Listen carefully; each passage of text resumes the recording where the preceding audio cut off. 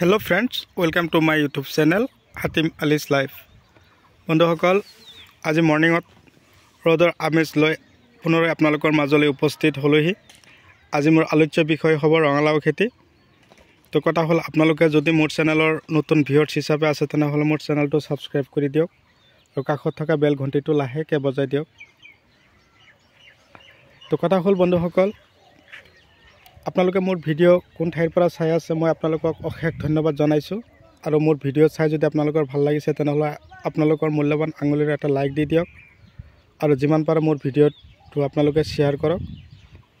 আজি মই আপোনালোকক যিটো খেতি দেখুৱাই আছোঁ এই খেতিটোত লগোৱা হৈছে হাইব্ৰিড F1 অৰ্জুনা ৰঙালাও খেতি। এই খেতিত যথেষ্ট পৰিমাণে লাভালাভ আছে। বিঘাই প্ৰতি আপোনালোকে 1 বস্তা সুপাৰ দিব, পটাছ 10 কিলো দিব, গোবৰ সাৰ দিব, 1 গাড়ী দি কিনে ধুনীয়াকৈ লগাব। গছৰ পৰা গছৰ দূৰত্ব ৰাখিব 6 ফুট, শাৰীৰ পৰা শাৰীৰ দূৰত্ব ৰাখিব 6 ফুট, ৰাখি কিনে লগাব।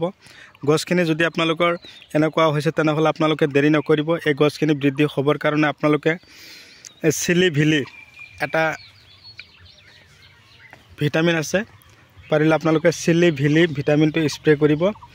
যদি সেই ভিটামিনটো আপোনালোকে নাপায় তেনেহ'লে ফুলফিল মনত ৰাখিব, চিলিভিলি ফুলফিল দুটা ভিটামিনৰ নাম আপোনালোকক কৈ দিলোঁ। এই দুটা ভিটামিন যদি পাৰে আপোনালোকে খেতিত স্প্ৰে কৰক। আৰু পোকৰ ঔষধটো মই আপোনালোকক কৈ দিছোঁ, দাহাত এটা পোকৰ ঔষধ আছে।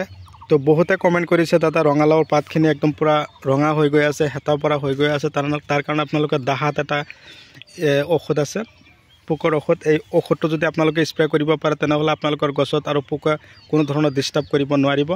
তো আপোনালোকে নিশ্চয় চাব পাৰিছে মোৰ ভিডিঅ'ত মই আপোনালোকক ধুনীয়াকৈ দেখুৱাই আছোঁ মোৰ 1 বিঘা মাটিৰ ৰঙালাও খেতি। তো এই খেতিৰ পৰা আপোনালোকে কিমান উৎপাদন কৰিব পাৰিব, 1 বিঘা মাটিৰ পৰা অন্তত কিমান উৎপাদন হ'ব নিজৰ ওপৰত বেছ কৰিব।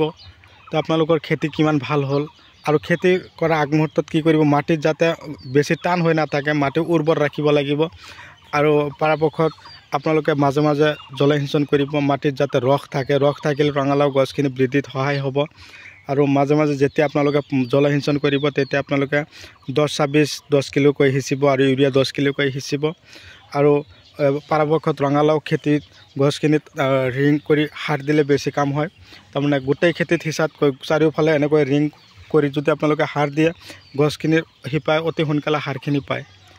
তো বন্ধুসকল এই চিলিভিলি ফুলফিল ভিটামিন আৰু দাহাত এইটো হ'ল পোকৰ ঔষধ। এই ঔষধখিনি যদি আপোনালোকে খেতিত স্প্ৰে কৰিব পাৰে তো আপোনালোকৰ খেতিত চাব কোনো ধৰণৰ পোক আৰু কোনো ধৰণৰ ফাংগিচাইড দেখা নিদিব।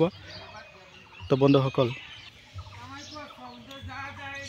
তো 1 বিঘা মাটিত যে ৰঙালাও খেতি কৰা হ'ল, এই খেতিৰ পৰা যাতে ভাল এটা উৎপাদন হয়, আপোনালোকৰ যদি এনেকুৱা খেতি কৰিছে আপোনালোকৰো ভাল এটা টকা যাতে ৰাহি কৰিব পাৰে তাৰে কামনা কৰি আজি মই ভিডিঅ' এইখিনিতে সমাপ্ত মাৰিছোঁ। পৰৱৰ্তী ভিডিঅ'ত মই আপোনালোকক পুনৰাই লগ পাম। ধন্যবাদ।